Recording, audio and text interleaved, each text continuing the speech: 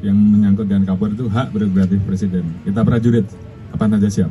Kapolri Jenderal Listio Sigit Prabowo mengaku sempat berpikir mundur setelah desakan dari rakyat, namun memilih bertahan karena alasan prinsip dan pasrah jika nantinya dicopot Presiden Prabowo Subianto.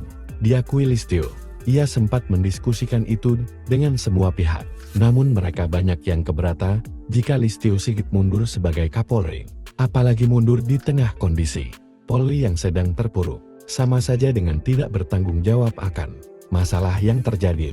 Ya, saya juga bukannya tidak mendengar dan kemudian tidak berpikir untuk apakah saya harus mengundurkan diri ataukah saya harus bertahan, katanya. Listio mengaku desakan itu menjadi polemik dan menjadi beban dalam pikirannya.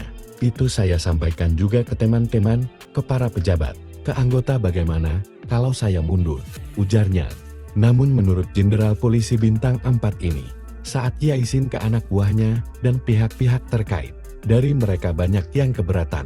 Kemudian, saya berpikir bahwa mundur di dalam situasi seperti ini, sama saja meninggalkan kondisi anggota, kondisi institusi yang sedang terpuruk, yang carut-marut dan saya mundur. Saya enggak tanggung jawab, kata Listio Sigit di program Rosi Kompas TV, Kamis 25 September 2025. Listio menilai, jika mundur saat kondisi Polri terpuruk, sama saja menumbalkan institusi Polri dan anak buahnya demi kebebasannya sendiri. Tentunya yang harus saya lakukan adalah bagaimana mengembalikan mereka, mengembalikan model mereka, bagaimana mereka bisa bekerja normal lagi, ujarnya. Setelah itu, apakah dia dipertahankan atau dipecat? Ia pasrah, karena itu, Presiden Prabowo. Setelah itu tentunya, hak prerogatif Presiden.